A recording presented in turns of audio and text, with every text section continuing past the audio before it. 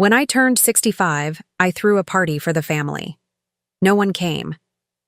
That same day, my daughter-in-law posted photos of everyone on a cruise.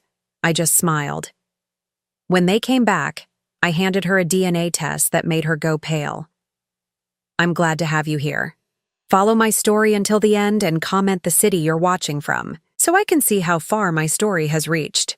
I spent 3 weeks planning my 65th birthday party, 3 weeks choosing the perfect menu, decorating the dining room with fresh flowers, and calling everyone to confirm they'd be there. I even bought a new dress, navy blue with tiny pearl buttons, the kind Elliot always said made me look elegant. The table was set for 8, place cards written in my best handwriting: Elliot, Meadow, little Tommy, who just turned 7, sweet Emma, who's 5, my sister Ruth, her husband Carl, and of course myself at the head of the table where I could see everyone's faces as we celebrated together. By 6:30, no one had arrived.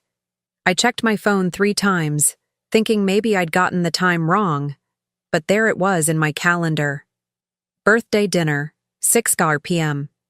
I'd sent reminders to everyone just 2 days before. At 7 o'clock, I called Elliot, straight to voicemail. Then Meadow's phone. Same thing, same. Ruth didn't answer either, which was strange because she always picks up on the second ring. I stood in my dining room, looking at the untouched plates. The candles I'd lit an hour ago now burned down to stumps. The roast was getting cold in the oven. The chocolate cake I'd spent all morning making sat perfect and uncut on the kitchen counter. Maybe there was traffic. Maybe something came up at the last minute. These things happen, I told myself, even though my chest felt tight and my hands wouldn't stop shaking. By 8 o'clock, I knew they weren't coming. I sat down heavily in my chair, staring at the empty seats around me. This wasn't just lateness. This was something else entirely. The silence in my house felt different. Not peaceful, but hollow, like the house itself was holding its breath. That's when I made the mistake of checking Facebook. There, at the top of my feed, was a photo that made my blood freeze. Meadow, radiant in a flowing white sundress, her arm around Elliot, who was grinning wider than I'd seen in months. Behind them, the deep blue of the ocean stretched endlessly. The caption read, "Living our best life on the Mediterranean. So grateful for this amazing family getaway." I scrolled down. More photos. Tommy and Emma building sandcastles on a pristine beach. Ruth and Carl sharing cocktails at what looked like an elegant ship's bar. Everyone was there. Everyone except me. The timestamp showed the photos were posted just an hour ago. While I was sitting here, waiting for them, they were thousands of miles away, toasting with champagne and laughing at some sunset dinner on a cruise ship. I felt something crack inside my chest. Not break. Crack. Like ice on a lake when the temperature drops too fast. They'd planned this, all of them. Meadow had organized a family vacation that deliberately excluded me, scheduled it for my birthday, and somehow convinced everyone to go along with it. Even Ruth, my own sister, who'd helped me pick out decorations for this party just last week. I stared at that photo until my eyes burned. Meadow's smile looked especially bright, almost triumphant. She was standing exactly where I should have been, at the center of my family, surrounded by the people who were supposed to love me most. My phone buzzed. A text from Elliot. "Sorry, Mom. Forgot to mention we'd be out of town this week. Meadow booked a surprise trip. Happy birthday, though. Forgot to mention. As if a Mediterranean cruise was something you just casually forgot to tell your mother about. As if booking it on my birthday was pure coincidence." I set the phone down carefully, afraid I might throw it against the wall if I held it any longer. The roast was definitely cold now. I walked to the kitchen and turned off the oven, my movements mechanical and strange. I felt like I was watching myself from outside my body, observing this sad woman in her navy blue dress. Cleaning up the dinner no one came to eat. I wrapped the cake in plastic and put it in the refrigerator, blew out what remained of the candles, started loading the good china back into the cabinet, each plate clicking against the others with a sound that seemed too loud in the quiet house. Meadow had won something tonight, though I wasn't entirely sure what game we'd been playing. All I knew was that for the first time in my 65 years, I felt truly invisible. Not just overlooked or forgotten, but erased. As I turned off the dining room lights, I caught my reflection in the dark window, I looked smaller somehow, diminished. The woman staring back at me had spent decades being the family peacekeeper, the one who smoothed over arguments and remembered everyone's birthdays and anniversations, the one who always put family first. And they'd all chosen to spend my birthday pretending I didn't exist. I climbed the stairs to my bedroom, each step heavier than the last. Tomorrow I'd have to face the aftermath. The fake apologies, the excuses about miscommunication, Meadow's sweet voice explaining how the trip was booked months ago and there was nothing they could do. But tonight, I just needed to sit with this pain, to really feel it. Because something told me this wasn't just about a missed birthday party. This was about something much bigger and much more deliberate than I'd ever imagined. I didn't sleep that night. Instead, I lay in bed staring at the ceiling, my mind cycling through every family gathering from the past 5 years. The birthday that wasn't just forgotten, it was deliberately sabotaged. And as the hours crept by, other memories started surfacing, each one more unsettling than the last. Tommy's 4th birthday party. I'd been so excited to see him blow out his candles, but when I arrived at the venue, Meadow met me at the door with that apologetic smile she'd perfected. "Oh, Loretta, didn't Elliot tell you? We had to move the party to tomorrow. Little emergency came up, but I could hear children laughing inside, could see balloons through the window. When I called Elliot later, he seemed genuinely confused. Tomorrow? No, Mom, the party's definitely today. Meadow must have mixed up the dates. Emma's first day of kindergarten. I'd asked Meadow 3 times what time they were dropping her off so I could be there with my camera. "Oh, we're doing it super early," she'd said. "Like 7 a.m. Probably too early for you." When I showed up anyway, the teacher told me Emma had been there since the normal time, 8:30. I'd missed her walking into her classroom, missed her nervous little wave goodbye to Elliot. Last Christmas. Meadow had called me 2 days before, her voice tight with false concern. "Loretta, I hate to do this, but Elliot's been feeling really overwhelmed with work stress. He asked if we could keep Christmas dinner small this year. Just immediate family." I'd spent Christmas alone, reheating leftovers and watching old movies. Later, I found out from Ruth that they'd had a huge celebration. She'd seen the photos on Instagram. 20 people, including Elliot's college friends and several neighbors, everyone except me. Each memory felt like a puzzle piece clicking into place, forming a picture I'd been too blind to see. This wasn't a pattern of miscommunication or innocent scheduling conflicts. This was systematic, calculated. I got up and made coffee as the sun rose, my hands still trembling from exhaustion and something else, a growing sense of dread. I pulled out my phone and started scrolling through Meadow's social media posts from the past year, really looking at them for the first time. There she was at Tommy's school play, sitting in the front row next to Elliot. I'd asked about that play specifically, and she'd told me it was canceled due to a flu outbreak. There she was at Emma's dance recital, the one Meadow said was just a practice session, nothing special.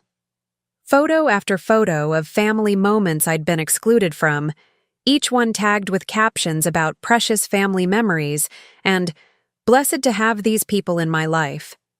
The cruelest part was how natural it all looked. Meadow's arm around Elliot, the children clustered close to their parents, everyone smiling like they belonged together, like they were complete without me. I set the phone down and walked to my kitchen window, looking out at the garden I'd planted when Elliot was a boy. He used to help me weed these flower beds, his small hands careful with the delicate stems. When had I lost him? When had he stopped seeing me as essential to his happiness? The answer came with startling clarity, when Meadow entered our lives. Before her, Elliot called me twice a week. We had standing dinner dates every other Sunday. He'd ask my advice about work problems, share stories about his day. He was my son, my friend, my connection to a future I'd helped create. Meadow changed that gradually, so slowly I didn't notice until it was too late. First, the Sunday dinners became monthly. Meadow's been planning these elaborate meals, Elliot explained. She loves having me all to herself on weekends. Then the phone calls dwindled to obligation check-ins on holidays. "Sorry, Mom. Can't talk long. Meadow's got us scheduled pretty tight today." She never said anything directly against me. That would have been too obvious, too easily countered. Instead, she operated in the spaces between words, in the silences that followed her suggestions. Your mom seems tired lately. Maybe we shouldn't burden her with the kids this weekend.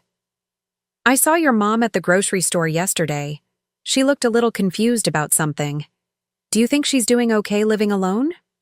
Subtle implications that I was becoming a burden, a concern, someone who needed managing rather than including. I thought about the way she hugged me at family gatherings, always a beat too long, her hand rubbing my back like I was a fragile elderly relative who needed comforting rather than an equal member of the family. The way she'd interrupt when I was talking to the children, redirecting their attention to something else. Grandma Loretta's had a long day, sweeties. Why don't you show Daddy your new toy instead? And Elliot, my beautiful, trusting son, had absorbed it all without question. He'd started looking at me the way Meadow did, with a mixture of affection and pity, like I was something precious but increasingly irrelevant. The phone rang, startling me from my thoughts. Elliot's name flashed on the screen. Hi, Mom. His voice was cheerful, relaxed in a way that made my chest ache. Just wanted to call and say happy belated birthday. Sorry we missed it, but this trip has been incredible. Meadow really outdid herself with the planning. I gripped the phone tighter. Yes, I saw the photos. Oh, good. Meadow's been posting like crazy. The kids are having such a blast. Tommy learned to snorkel yesterday, and Emma made friends with this little girl from Boston. You would have loved seeing them. Would I? Because from where I sat, it seemed like no one had even noticed I wasn't there. The trip was very last minute, I said carefully. I know, right? Meadow found this amazing deal and just went for it. She's always been spontaneous like that. One of the things I love about her. Spontaneous. That's what he called deliberately booking a cruise on his mother's birthday. Elliot, I started, then stopped. What could I say? That his wife was manipulating him? That she'd spent years systematically excluding me from his life? He'd think I was jealous, bitter, unable to accept that he'd grown up and moved on. Maybe I was all those things, but I was also right. Everything okay, Mom? You sound off. I closed my eyes, feeling the weight of all those lost moments, all those times I'd been edited out of my own family's story. I'm fine, sweetheart. Just tired. Well, get some rest. We'll be back next week, and I promise we'll plan something special to make up for missing your birthday. Another promise from Elliot that Meadow would find a way to break. After I hung up, I sat in my kitchen for a long time, watching the light change as morning moved toward afternoon. I thought about the years ahead. More birthdays spent alone, more grandchildren's milestones missed, more family photos where my absence was so complete it was like I'd never existed at all. For the first time since my husband died 8 years ago, I felt truly orphaned. Not by death this time, but by something arguably worse. By the deliberate, methodical erasure of my place in the only family I had left. But as the anger built in my chest, hot and bright, I realized something else. I wasn't going to disappear quietly. If Meadow wanted to play games, she'd picked the wrong opponent. I'd raised Elliot when his father left us. I'd worked 2 jobs to put him through college, sacrificed my own dreams to ensure he had every opportunity. I'd earned my place in this family, and I wasn't giving it up without a fight. I just needed to figure out what I was really fighting against. It was Tuesday morning, exactly 1 week after my abandoned birthday party, when the doorbell rang. I was still in my robe, nursing my second cup of coffee and staring at the stack of thank you cards I'd bought for a celebration that never happened. The sound startled me. I wasn't expecting anyone. And honestly, unexpected visitors had become rare in my carefully managed social isolation. Through the peephole, I saw a man I didn't recognize, mid-40s maybe, with dark hair and worry lines etched deep around his eyes. He was well-dressed but rumpled, like he'd been traveling. His hands were shoved deep in his coat pockets, and he kept glancing around nervously as if he wasn't sure he should be there. I almost didn't answer. After the cruise incident, I wasn't in the mood for solicitors or missionaries or whatever this stranger might want. But something about his posture, the way he seemed to be gathering courage just to stand on my porch, made me curious. "Can I help you?" I called through the door. "Mrs. Patterson?" His voice was careful, hesitant. "Loretta Patterson? Elliot's mother?" My chest tightened. How did this stranger know my son's name? Who's asking? He was quiet for a moment, then said something that made my blood run cold. My name is David Chen. I need to talk to you about Meadow. I opened the door slowly, keeping the chain latched. What about Meadow? David Chen looked even more nervous up close. His hands were trembling slightly, and there were dark circles under his eyes like he hadn't slept in days. This is going to sound crazy, Mrs. Patterson, but I think my son might be living in your son's house. The chain felt suddenly heavy in my hands. What are you talking about? Tommy, he said, and the name hit me like a physical blow. The little boy. 7 years old, brown hair, has a scar on his chin from falling off his bike when he was 4. I stared at him, my mind reeling. Tommy did have a scar on his chin. Elliot had told me about the bike accident, how scared they'd all been rushing him to the emergency room. But how would this stranger know that? I think you'd better come in, I said, my voice barely above a whisper. David Chen sat on my couch like he might bolt at any second. I offered him coffee, but he shook his head, his hands clasped so tightly in his lap that his knuckles were white. I don't know where to start, he said. This is going to sound insane. Try me. I've had a very strange week. He took a shaky breath. Meadow and I, we were together for 2 years. This was before she met your son, before she got married. We lived together, talked about marriage, the whole thing. And then she got pregnant. My coffee cup suddenly felt too heavy. I set it down carefully, afraid I might drop it. I was so happy, David continued, his voice thick with old pain. I wanted to marry her immediately, start planning our life together. But Meadow, she kept putting me off, said she needed time to think, wasn't ready for such a big step. Then one day I came home from work and she was gone. Just gone. All her stuff. Everything. Like she'd never lived there at all. Did you look for her? Of course I did. For months, filed a missing person report, hired a private investigator, posted on every social media platform I could think of. Nothing. It was like she'd vanished into thin air. He rubbed his face with both hands. The investigator finally told me to give up, said some people just don't want to be found. I was starting to feel sick. What does this have to do with Tommy? 3 months ago, I was at a conference in Sacramento, just walking around downtown during lunch, and I saw them. Meadow and a little boy who looked exactly like me at that age. Same eyes, same chin, even the same way of tilting his head when he's concentrating. I followed them for 3 blocks, Mrs. Patterson. I watched that little boy and I knew he was mine. The room felt like it was spinning. You're saying Tommy is your son? I'm saying I think he is. Meadow was about 2 months pregnant when she left me.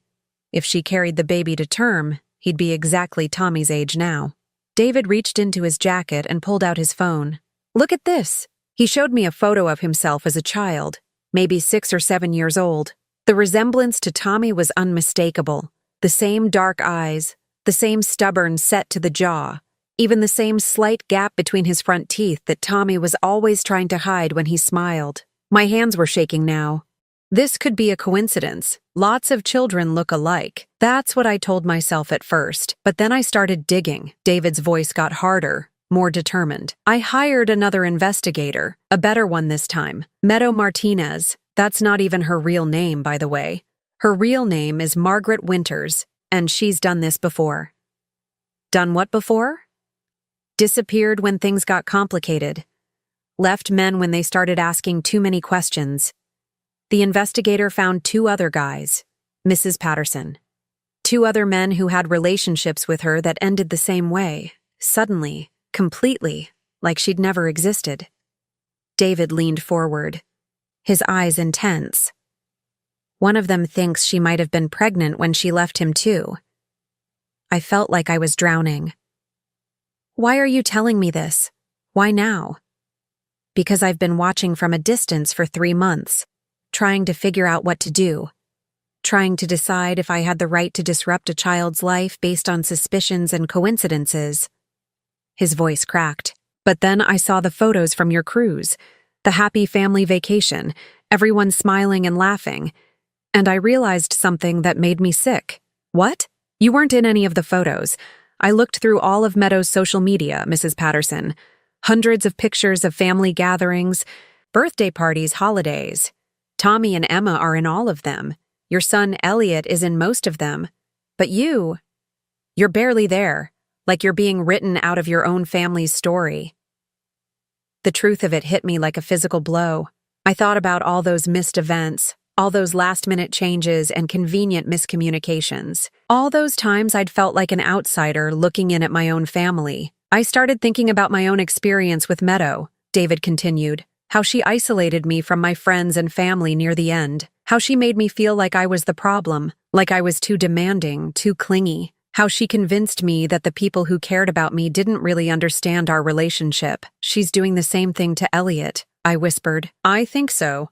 And I think she's doing it to you too, which means if Tommy really is my son, he's not the only victim here. You are too. David reached into his coat again and pulled out a manila envelope. This is why I'm here, Mrs. Patterson. Why I finally worked up the courage to knock on your door. What is it? DNA test results. I managed to get a sample of Tommy's hair from the barbershop where Meadow takes him, had it tested against my own DNA. His hands were shaking as he handed me the envelope. I got the results yesterday. I stared at the envelope, afraid to touch it. Inside was information that could destroy my family or save it, and I had no way of knowing which. Before you open that, David said quietly, I need you to know something else.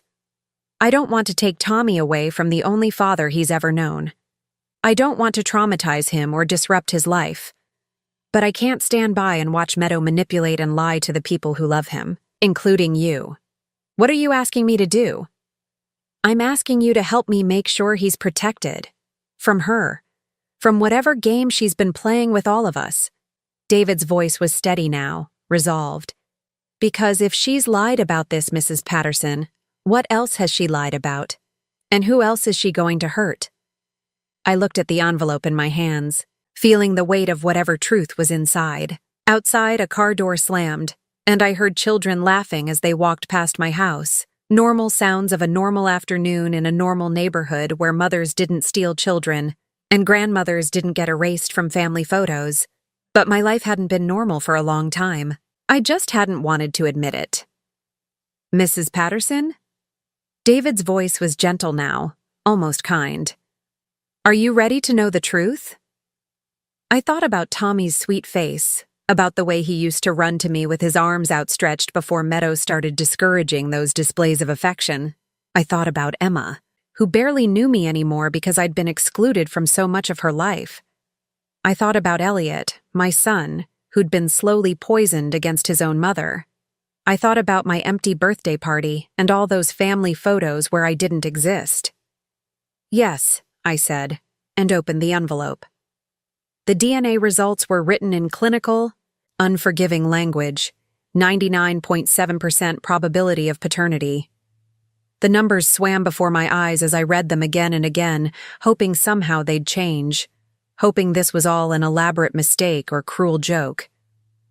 Tommy wasn't Elliot's son. My grandson, the little boy I'd watched take his first steps, helped teach to tie his shoes, read bedtime stories to when he was small enough to curl up in my lap. He wasn't my blood at all.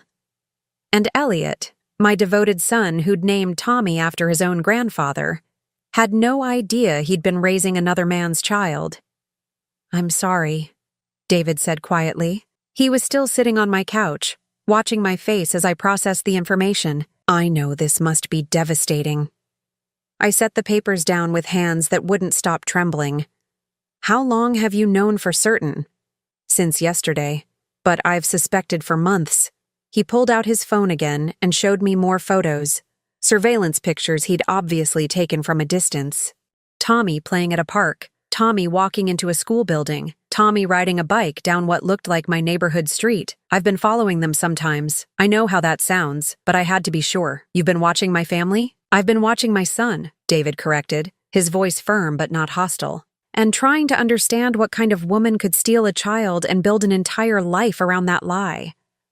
The anger came then, hot and overwhelming. Not at David, he was as much a victim as the rest of us, but at Meadow, at the magnitude of her deception, the cruelty of it. She hadn't just lied about Tommy's parentage, she'd built her entire marriage on that lie, used an innocent child as the foundation for a life she had no right to claim. She trapped Elliot, I said, the words coming out harsh and bitter. She got pregnant with another man's baby and used it to secure a marriage to my son. It looks that way. David's expression was grim. The timeline fits perfectly. She left me when she was about 2 months along, just starting to show. If she moved fast, found someone quickly, she could have convinced him the baby was premature or just small. I thought back to Tommy's birth, how excited Elliot had been when he called to tell me Meadow was in labor. He came 3 weeks early, I remembered. Elliot was worried about complications, but the doctor said everything was fine. Because everything was fine. Tommy wasn't premature. He was exactly on schedule. For my timeline, not Elliot's. The pieces were falling into place with sickening clarity. Meadow's whirlwind romance with my son, the quick engagement, the wedding that happened barely 6 months after they met. I'd thought it was romantic at the time, true love conquering all. Now I realized it was something much more calculated.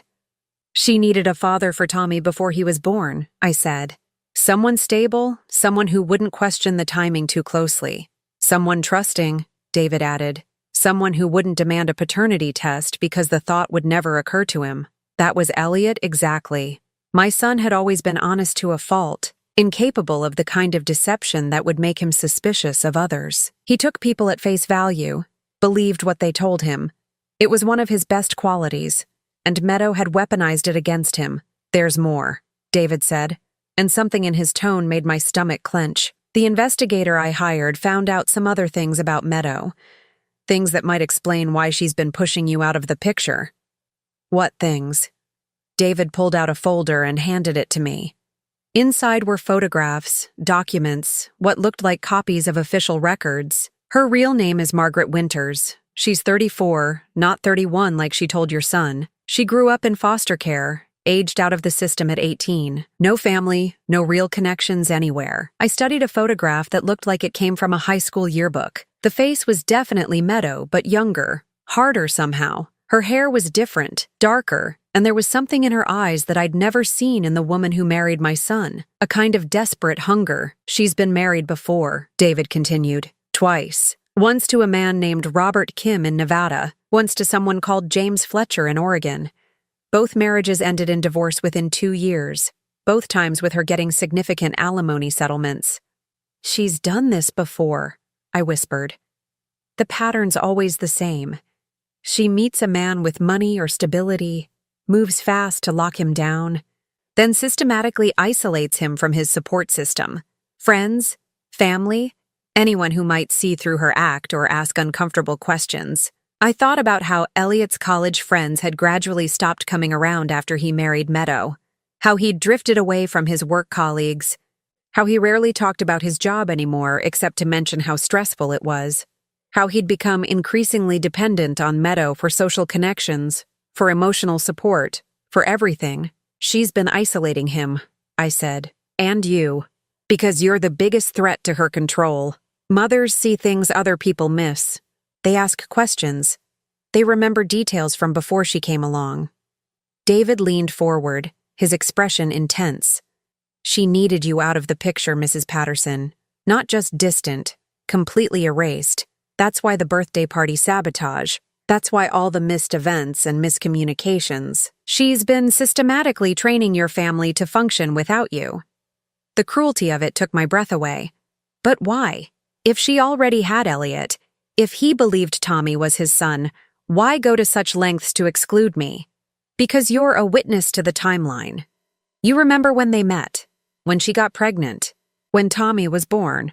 If you'd ever started asking questions, comparing dates, you might have figured out the truth. David's voice was quiet but certain. She needed you to become irrelevant before you became dangerous. I stood up abruptly, pacing to the window where I could see the street where Tommy had learned to ride his bike. The little boy I'd cheered for, bandaged his scraped knees, celebrated every milestone with. He was still the same child, still sweet and funny and bright, but everything about his place in our family was a lie. What about Emma? I asked, dreading the answer. As far as I can tell, Emma really is Elliot's daughter. Born 2 years after Tommy, during a time when Meadow and your son were definitely together. But Mrs. Patterson, David hesitated. What? Emma's birth might have been calculated too. A way to make sure Elliot never questioned Tommy's parentage. If Meadow could give him a biological child, he'd be less likely to doubt that Tommy was his too. And it would cement their relationship even further. I felt sick. Everything about my son's marriage, his family, his life for the past 7 years had been orchestrated by a woman who saw him not as a person to love, but as a resource to exploit. And she'd used children, innocent children, as tools in her manipulation. Tommy doesn't know, does he? I asked. Of course not. He's 7 years old. As far as he's concerned, Elliot is his father and always has been. And Emma? She doesn't know either. She just thinks she has a big brother who looks different from her. Kids don't question these things, but adults did. Or they should. And I was starting to understand why Meadow had worked so hard to make me irrelevant. A grandmother who spent time with her grandchildren, who was really present in their lives, might eventually notice that Tommy looked nothing like his supposed father, might start asking questions about family resemblances, about genetic traits that didn't add up. David, I said slowly, why did you decide to tell me this now? You could have just demanded a paternity test, gone through the courts, tried to get custody. Why involve me? He was quiet for a long moment, staring at his hands. Because I realized something when I saw those cruise photos. Meadow isn't just destroying my relationship with my son, she's destroying yours too. And if we don't stop her, she's going to keep doing it to other people. What do you mean? She's already starting to pull back from Elliot's friends, from his work colleagues, making him more and more dependent on her for everything. And she's teaching the kids to see him as the only parent who really matters. Tommy barely talks about you anymore when I've watched them at the park. It's like she's erasing you from his memory. The truth of that hit me like a physical blow. I thought about how different Tommy had become in recent months, how he'd stopped running to hug me when I visited, how he'd started looking to Meadow for permission before talking to me. I'd thought he was just growing up, becoming more independent. But maybe it was something else entirely. She's going to discard Elliot eventually, David continued, just like she discarded me. Just like she discarded her previous husbands. But first, she's going to make sure he has nothing left except her and the kids. No friends, no family, no support system. When she's ready to move on, he'll be completely alone. I closed my eyes, seeing my son's future stretched out before him, isolated, abandoned, probably broke if Meadow was as calculating as she appeared to be, and the children, caught in the middle of it all, used as pawns in a game they didn't even know they were playing. What do you want me to do? I asked. David stood up, gathering his papers and photos. I want you to help me save our family. Both of us. Because that's what we are, Mrs. Patterson. Family. You're Tommy's grandmother in every way that matters, even if we don't share DNA. And I'm not going to let Meadow destroy that just because she's afraid of the truth. He handed me a business card with his contact information. Think about it, but don't think too long. They'll be back from their cruise in a few days, and when they are, Meadow's going to be watching for any sign that you're becoming a problem again. If we're going to act, it has to be soon. After David left, I sat in my living room holding the DNA results and staring at that business card. Outside, the afternoon was fading into evening, and the house felt quieter than ever. But for the first time in months, the silence didn't feel empty. It felt like the calm before a storm. Because Meadow Martinez, or Margaret Winters, or whatever her real name was, had made a critical mistake. She'd thought she could erase me completely, make me irrelevant to my own family's story. But I wasn't gone yet, and now that I knew what she really was, I wasn't going anywhere. I called Elliot 3 days after the family returned from their cruise. My voice was steady, practiced. I'd rehearsed this conversation a dozen times in my head. Hi, sweetheart. I was wondering if we could all get together for dinner this weekend. I have something important I'd like to discuss with you and Meadow. There was a pause on the other end. Is everything okay, Mom? You sound serious. Everything's fine. I just think it's time we had a real family conversation. About us. About the future. I've been doing some thinking while you were away. Another pause. Longer this time. I could hear Meadow's voice in the background, though I couldn't make out the words. When Elliot came back on the line, his tone was more cautious. Meadow wants to know what kind of conversation. She's concerned that you might be upset about the cruise timing. Of course she was concerned. Meadow's instincts were sharp. She could probably sense that something had shifted, even through the phone. Tell Meadow I'm not upset about anything. I just think it's important for families to communicate openly. Don't you? Saturday evening would be perfect. I'll cook. Let me check with Meadow and get back to you. The fact that my 38-year-old son needed to check with his wife about having dinner with his mother would have been laughable if it weren't so heartbreaking. But I kept my voice light. Of course, let me know. He called back 2 hours later. Saturday works? 6 o'clock? Perfect. I'm looking forward to seeing everyone. That was Thursday. I spent Friday preparing for what I knew would be the most important conversation of my life. David and I had met twice more since his first visit, planning carefully how to present the truth in a way that would protect Tommy while exposing Meadow's deception. The DNA results were safely tucked in a manila folder on my kitchen counter, along with copies of the documents David's investigator had found. Margaret Winter's real identity, her previous marriages, the timeline that proved Tommy couldn't be Elliot's biological son. Everything we needed to strip away the lies Meadow had built her life on. I made Elliot's favorite meal, pot roast with garlic mashed potatoes and the green beans he'd loved since childhood. If this was going to be the last family dinner we ever shared, I wanted it to be memorable for the right reasons, at least initially. Saturday evening arrived gray and drizzly, typical October weather. I set the dining room table with my good china, the same dishes I'd planned to use for my birthday celebration 2 weeks ago. The irony wasn't lost on me. They arrived precisely at 6. Meadow was wearing a flowing cream-colored dress that made her look younger, more innocent. Her hair was perfectly styled, her makeup flawless. She looked like the picture of a devoted wife and mother, someone incapable of deception. Tommy bounded through the door first, all 7-year-old energy and excitement. Grandma Loretta! I learned to swim on the cruise. Want to see me do the doggy paddle? My heart clenched as I hugged him, knowing what I was about to reveal would change everything for this innocent child. Maybe after dinner, sweetheart. Go wash your hands. Emma followed more quietly, clutching a small doll with tangled hair. At 5, she was more reserved than her brother, more cautious around me since Meadow had started discouraging their affection. But she still let me kiss her forehead before following Tommy to the bathroom.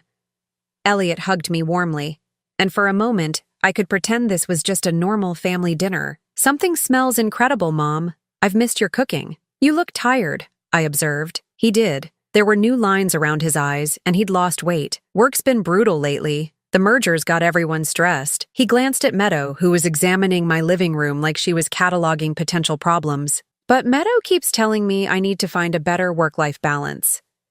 Stress is so bad for your health, Meadow said, appearing beside us with that practiced smile. I keep encouraging Elliot to consider early retirement. We could travel more, spend more time with the children. Early retirement at 38. Another way to make Elliot completely dependent on her, cutting him off from his professional identity and income. I smiled back pleasantly. How wonderful that you're thinking about the future. That's actually related to what I wanted to discuss tonight. During dinner, I kept the conversation light. The children chattered about their cruise adventures, and Meadow played the perfect mother, cutting Tommy's meat and reminding Emma to use her napkin. She was good at this performance, warm, attentive, completely believable, but I noticed things I'd missed before. How she interrupted when Tommy started telling a story about missing me while they were gone. How she redirected Emma's attention when the little girl asked why I hadn't come on the trip with them. How she subtly managed every interaction, controlling the flow of conversation and affection. After the children finished eating, I suggested they play in the living room while the adults talked. Meadow immediately objected. Oh, they should probably get ready to go soon.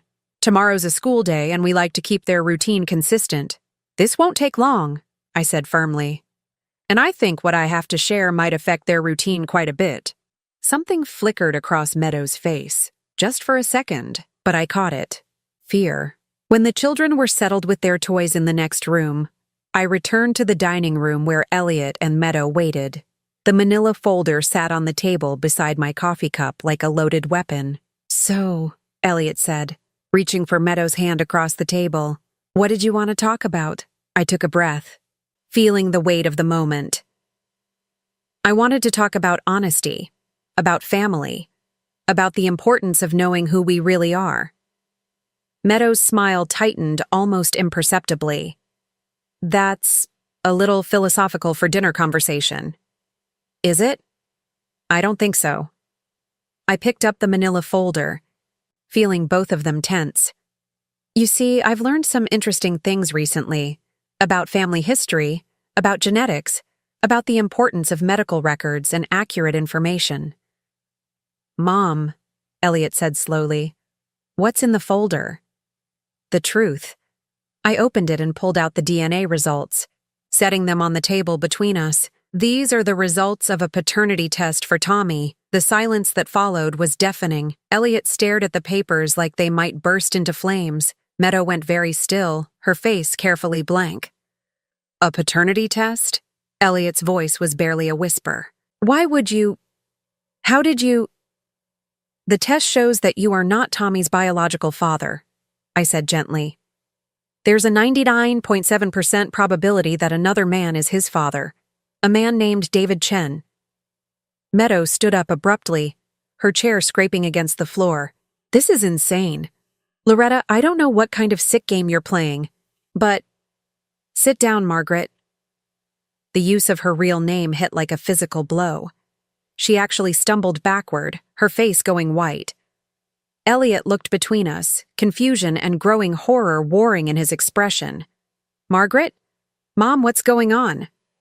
I pulled out the investigator's report, the marriage certificates, the timeline documentation. Meadow's real name is Margaret Winters. She's been married twice before, and she has a pattern of lying about her identity and her past. She was involved with David Chen before she met you, Elliot. She left him when she was pregnant with his child and came to find a new father for her baby. "That's not true," Meadow said, but her voice was shaking now. "Elliot, don't listen to this. Your mother has obviously had some kind of breakdown.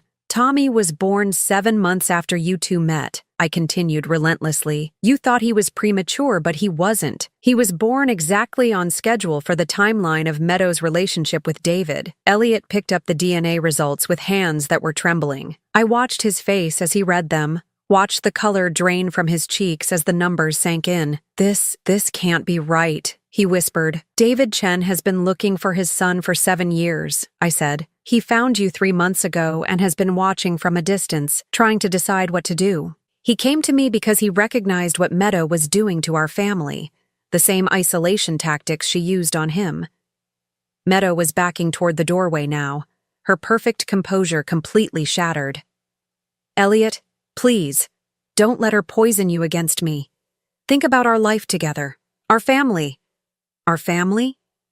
Elliot's voice was raw, broken. "Our family that's built on a lie? Our son who isn't actually our son? He is your son in every way that matters. You raised him. You love him, based on a lie." Elliot slammed his hand on the table, making the dishes jump. "Everything, Meadow. Everything has been a lie." From the living room came the sound of children's laughter, innocent and bright. Tommy and Emma, playing their games, unaware that their world was imploding in the next room. "There's more," I said quietly, and pulled out the records of Meadow's previous marriages. "She's done this before. Found men, married them quickly, isolated them from their families, then moved on when it suited her. You're not her first victim, Elliot.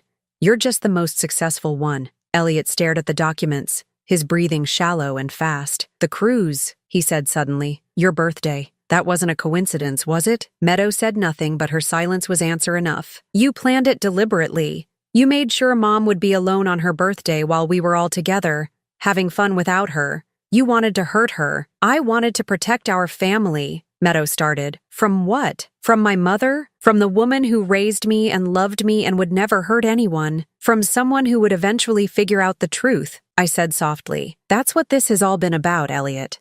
The missed events, the last-minute changes, the gradual separation from your friends and family. Meadow needed to isolate you completely before you started asking questions she couldn't answer. Elliot looked up at his wife. His wife who wasn't who she claimed to be, whose entire life with him was built on deception. Is any of it real? Do you love me at all? Or was I just convenient? For the first time since I'd known her, Meadow had no answer. No smooth deflection, no manipulation, no perfectly crafted response. She just stood there, exposed and silent. That silence told us everything we needed to know. From the living room, Tommy called out, "Daddy, can we have ice cream?" Elliot closed his eyes, and I saw a tear slip down his cheek. "What do I tell them?" he whispered. "How do I explain this to the children?" "We'll figure it out," I said, reaching across the table to take his hand. Together, as a family. But Tommy is still your son in every way that matters. That doesn't change. But he also has a biological father who loves him and wants to be part of his life. And maybe, if we handle this right, that can be a good thing. Meadow turned toward the door, but I called after her, "Margaret." She stopped but didn't turn around. "David isn't going to disappear this time, and neither am I. If you try to run with the children, we'll find you. If you try to manipulate this situation or hurt these kids to protect yourself, we'll stop you. Your days of controlling this family are over." She walked out without another word, leaving behind the sound of children playing and the wreckage of 7 years of lies. But for the first time in months, I didn't feel like I was losing my family. I felt like I was finally getting it back. 6 months later, I was in my kitchen making Sunday dinner when I heard the front door open and Tommy's voice calling out, "Grandma, we brought dessert." "In here, sweetheart," I called back, smiling as I heard the thunder of small feet running toward me. Tommy burst through the kitchen doorway, his arms wrapped around a bakery box that was almost too big for him to carry. Behind him came Emma, more careful with her steps, carrying a small bouquet of daisies. "These are for you," she said shyly, holding out the flowers. "Daddy said yellow is your favorite color." I knelt down to accept the bouquet, pulling her into a hug that she no longer hesitated to return. "They're perfect, sweetheart. Thank you." Elliot appeared in the doorway, looking healthier than he had in years. The weight he'd lost during those final months with Meadow had returned, and the stress lines around his eyes had softened. Behind him stood David, still somewhat tentative in family gatherings, but gradually finding his place in our complicated new dynamic. "Something smells incredible," Elliot said, kissing my cheek. "Is that your famous apple pie?" "Tommy specifically requested it," I said, ruffling the little boy's hair. "Along with mashed potatoes and that chicken recipe you used to love. The one with the herbs?" Tommy's eyes lit up. "Yes, that's my favorite too, just like Daddy's." The easy way he called both Elliot and David Daddy still took some getting used to. But the children had adapted to their expanded family with the resilience that kids possess. Tommy called Elliot Daddy, and David Daddy Dave, while Emma had simply accepted that Tommy had 2 fathers the same way some of her friends had 2 houses. David set a bottle of wine on the counter, still moving carefully in what had been Meadow's domain. "How can I help?" "You can set the table," I said. "The good china is in the dining room cabinet." It had taken months to reach this point. Months of family therapy, careful conversations with the children, and legal proceedings that finally ended with Meadow's voluntary relinquishment of custody in exchange for avoiding prosecution for fraud. She'd disappeared again, just as she had from David's life 7 years ago, but this time she'd left the children behind. The transition hadn't been easy. Tommy had been confused and heartbroken by his mother's sudden absence, despite all her manipulations. Emma had been clingy and anxious, afraid that more people she loved would disappear. There had been tears, tantrums, and sleepless nights for all of us. But there had also been healing. Elliot had moved back into the house he'd shared with Meadow, but everything felt different now. The oppressive atmosphere of secrets and walking on eggshells was gone. David had rented an apartment just 10 minutes away, close enough to be part of daily life, but far enough to give everyone space to adjust. "Grandma," Tommy said, tugging on my apron, "can I tell you a secret?" I knelt down to his level. "Of course you can." He cupped his hands around his mouth and whispered, "I'm glad you found Daddy Dave. Now I have the most daddies of anyone in my class. My heart squeezed with love for this resilient little boy who'd turned a complicated situation into a source of pride. I'm glad too, sweetheart, and I'm glad Mommy Meadow went away, he added more quietly. She was always mad about something. It broke my heart that a 7-year-old had been so aware of the tension in his household, but it also reassured me that we'd made the right choices. Children knew more than adults gave them credit for, and Tommy had sensed his mother's manipulation, even if he couldn't name it. During dinner, the conversation flowed naturally between the adults, while the children chattered about school and friends. David told us about Tommy's latest soccer game, where he'd scored his first goal. Elliot shared Emma's excitement about starting dance classes. We talked like the family we'd become. Unconventional, maybe, but real in a way that Meadow's carefully orchestrated version had never been. I got a call from my lawyer yesterday, Elliot said as we cleared the dinner plates. The divorce is finally final. How do you feel about that? I asked. He was quiet for a moment, watching Tommy help David load the dishwasher. Relieved mostly, and grateful that it's over without more damage to the kids. Any regrets? About ending the marriage? No. About not seeing the truth sooner. He shrugged. I think I'll always regret that. How much time we lost. How much pain she caused you especially. I squeezed his shoulder. You can't blame yourself for trusting someone you loved. That's not a character flaw, Elliot. That's just being human. David joined us at the counter, drying his hands on a dish towel. Has there been any word from her?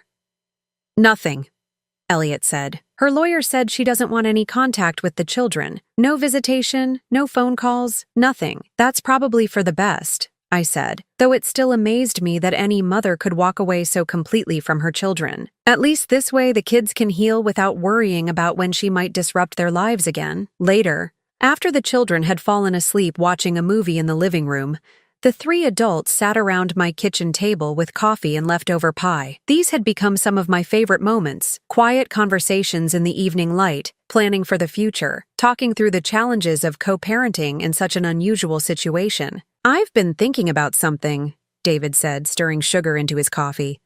About Tommy's last name. Elliot looked up sharply. What about it? He's been Patterson his whole life. That's his identity, his school records, everything. I don't want to change that. But I was wondering, David hesitated, then pushed forward. Would it be okay if I took your name too? Officially, I mean. David Patterson Chen. So Tommy and I would share part of a name, but he'd still be connected to you and your family history. The gesture was so thoughtful, so carefully designed to honor everyone's place in Tommy's life, that I felt tears prick my eyes. Elliot looked stunned. You'd do that? I want Tommy to know that families can be complicated without being broken, David said. I want him to understand that loving someone doesn't mean you have to choose sides or pretend other relationships don't matter. Elliot reached across the table and shook David's hand. I think that's perfect. As the evening wound down and David prepared to take the children to his apartment for their weekly overnight stay, I pulled him aside. Thank you, I said quietly. For what? For saving my family. For having the courage to tell me the truth when it would have been easier to just disappear again. David was quiet for a moment, watching Tommy gather his backpack and favorite stuffed animal. You know what I realized that day I came to your door? I wasn't just losing my son. You were losing your family too. Meadow was taking all of us away from each other, piece by piece. But we stopped her. We did. He smiled, and for the first time since I'd met him, it reached his eyes completely.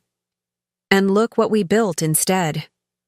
I looked around my house, at the children's artwork taped to the refrigerator, at Emma's forgotten sweater draped over a chair, at the family photos that now included David and truly reflected our reality.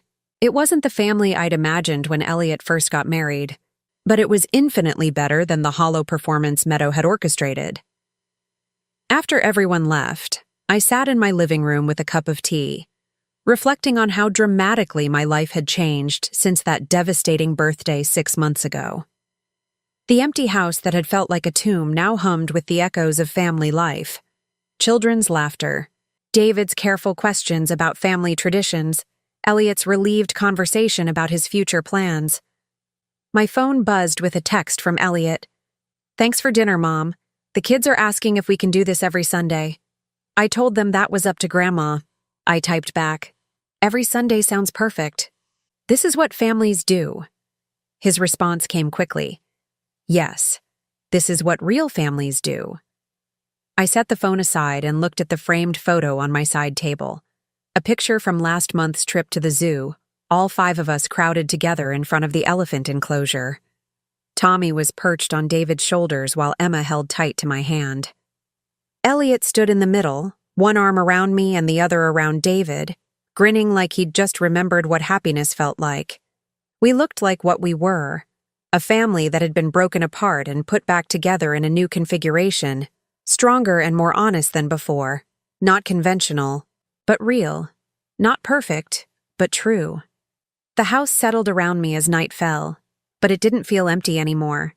It felt full of possibilities, full of the love that Meadow had tried so hard to destroy, but had never quite managed to extinguish. I'd thought my 65th birthday had marked the end of my relevance to my family's story. Instead, it had marked the beginning of a new chapter.